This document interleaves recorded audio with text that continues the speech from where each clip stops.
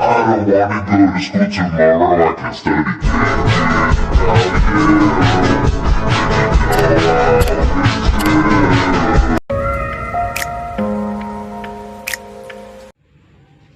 Assalamualaikum. Waalaikumsalam. Ya Bu. Silahkan duduk. Mari minum dulu. Makasih, baik banget. Sebelumnya, konsultasi lebih lanjut, perkenalkan saya Bidasari. Iya Ibu. Kalau boleh tahu, Ibu dengan Ibu siapa? Nama saya Tini Bu. Saya belum, tapi saya mau konsultasi Bu Konsultasi tentang apa kalau boleh tahu?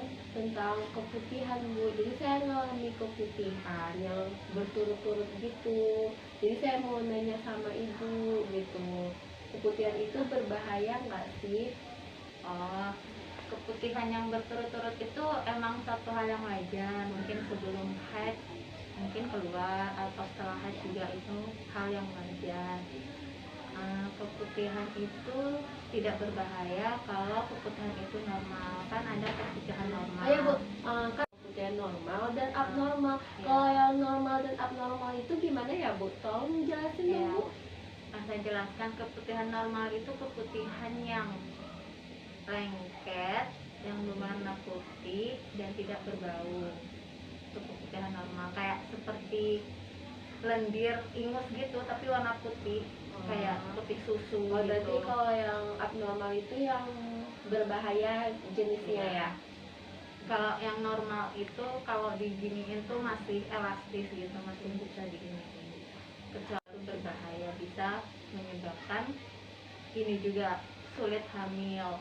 Contohnya tuh kayak air ingus warna hijau, Jadi dia lebih ke hijau. ke abu-abuan, ke coklat-coklatan, itu terus berbau gitu. Itu termasuk keputihan yang abnormal. Jadi faktor-faktornya Faktor-faktornya mungkin karena lingkungan, pola makan, hidup sehat, itu termasuk. Contohnya kalau lingkungan, ya lingkungan diri sendiri aja deh. Lingkungan diri sendiri, kayak kita kan seharian beraktivitas, otomatis kan tidak ini memakai celana dalam. Itu kan harusnya sehari 2 kali. Ada juga yang pakai pensil lenat. Sebenarnya ada yang menganjurkan pensil lenat itu boleh, ada yang enggak. Tapi sebaiknya enggak atau Sebaiknya kalau buat jaga-jaga aja itu boleh. Kalau emang benar-benar aktivitasnya padat, itu boleh dianjurkan. jadi kalau faktor kecapekan Ya, iya kecapean juga iya bisa. Macam-macam sih faktornya, ada kecapean juga. Ya tergantung diri kita masing-masing. Jadi bisa membuat kalau misalnya jangka panjang berturut-turut berarti sangat bahaya gitu. Ya. Tapi tergantung keputihannya tuh normal sama abnormal. Berarti kita melihat juga gitu ya. Melihat keputihan itu normal atau abnormal gitu. Misalnya keputihannya tuh normal. Nah, terus Bu itu bisa buat nggak hamil nggak sih? Kalau keputihannya normal itu wajar, bisa hamil bisa. Kadang orang setelah melahirkan juga keputihan juga Tapi ada. kan tidak kan Bu berturut-turut gitu. Iya sih, berturut-turut misalnya tuh ada yang ya lama selesainya. Orang kan keputihannya tuh ada yang sebelum haid dan sesudah haid. Kalau ini mungkin ada saya kayak mungkin teman saya gitu kan malamnya berturut-turut gitu. Setiap hari gitu keputihan. Ya enggak sih, tapi dia lebih sering gitu. Itu bahaya nggak sih Bu? Itu keputihannya sebelum atau sesudah haid. Ya sebelum sama sesudah. Kalau kayak gitu mungkin kalau bisa konsultasi ke dokter lebih lanjut aja, soalnya kan hanya Oh biar di ronsen biar- gitu ya Bu, gimana di dalamnya gitu ya. Oh iya Bu, jadi penyebabnya tuh karena kecapean lah ya utamanya, terus kebersihan, pola hidup juga, pola hidup. Jadi dari makanan juga ya. Kok makanan yang gimana? Kalau makanan itu ya itu ada makanan manis, keju, udang, Aduh, keju kesukaan saya. terus ada mentimun juga, itu bisa menyebabkan boleh sih makan tapi jangan sering-sering. Oh. Itu aja sih. Jadi faktor yang mempengaruhinya Faktor-faktor yang mempengaruhi keputihan ya itu tadi pola hidup sehat. oh iya saya lupa ibu, maaf ya. Makan. Kalau solusinya bu, Solusinya itu ya kita bisa membersihkan diri, kayak ganti celana setiap hari, mungkin sehari 2 kali. dijadikan 3 kali, Iya. 4 kali. Kalau pakai kain liner ya diganti kalau udah memang benar-benar banyak. Oh iya bu, kalau obat untuk keputihan itu ada nggak sih ya bu dijual belikan? Karena kan saya nggak pernah tuh mendengar itu harus pakai obat keputihan ini itu.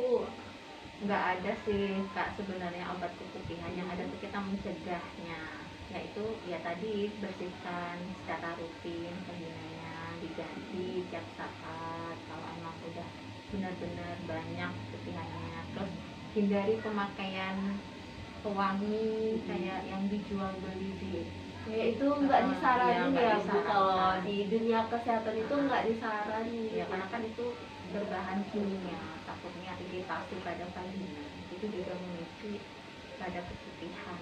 Karena kan asam di punya kita kan udah ada kadar-kadarnya ya.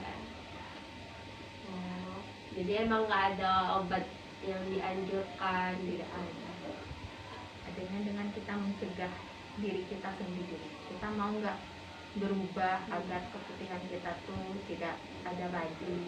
Tapi kalau keputihannya itu terus menerus gimana sih bu yang harus kita lakukan? Karena kan kita kayak ini udah melakukan gitu kan, udah ganti, udah menjaga diri biar enggak, ya harus bersih terus biar nggak capek, tapi kok masih datang kayak gitu gimana? Karena kan kita risih juga, karena aku udah jaga gitu loh. Ya mungkin itu karena faktor keturunan juga, atau bisa dikonsultasi ke dokter biar diobatin secara langsung apa penyebabnya. Nah, jadi lebih di detail lah ya, Iya. diperiksa gitu. Karena kan keputihan ini ada, ini suatu hal yang wajar kan. Wajar tapi risih juga ya. Iya. Bu. Jadi Tiba-tiba kayak keluar. dia kurang nyaman gitu, apalagi lagi duduk dia kurang nyaman banget. Dan keputihan itu najis hukumnya kalau dipakai buat sholat. jadi kita harus ganti. Iya, dong. makanya diadakan container itu yaitu buat jaga-jaga kalau kita di dalam perjalanan mungkin atau aktivitas seharian, kan nggak mungkin kan bawa kolor, Iya. bawa celana dalam. Jadi ya dianjurkan bawa itu. Jadi kalau kita mau sholat ya harus diganti, jadi semuanya suci bersih itu termasuk.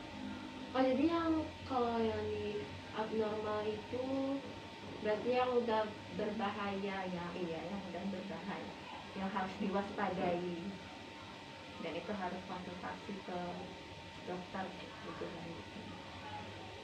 Karena takutnya makin didiemin makin bahaya, makin lama makin Oh iritasi. bisa jadi kanker nggak ya bu? Keputihan Bisa menyebabkan kanker rahim atau gimana gitu. Terus menerus ini bisa mengakibatkan kanker nggak ya? Soalnya saya dengar nanti bahaya loh, bisa mengakibatkan kanker. Tapi kan itu orang-orang awam yang menceritakan. Saya mau dengar dari ibu bidannya langsung. Oh iya, emang iya itu akan mengakibatkan kanker cervix. Kan sudah saya jelaskan dari awal, kita harus bisa mencegahnya daripada mengobati, yaitu dengan pola hidup sehat, dengan makanannya, dengan kebersihannya sehari-hari, itu sangat berpengaruh. Berarti jangan sampai keputihan abnormal itu terus menerus ya bu. Kalau bisa jadinya fatal, Iya, kanker fatal, gitu bisa ya. kanker. Iya bu, kalau anak kecil bisa mengalami keputihan nggak ya? Nah, kalau setahu saya itu nggak bisa karena kan dia belum fighting, itu tergantung hormon orang beda kan, hormon orang kan beda-beda. Ya udah bu, saya mau konsultasi itu aja. Nanti lebih lanjutnya saya akan datang lagi ke praktik bidan ibu ini. Oke, silakan. Gratis kok, pintunya terbuka lapang. Semoga murah rezeki ya bu. Amin.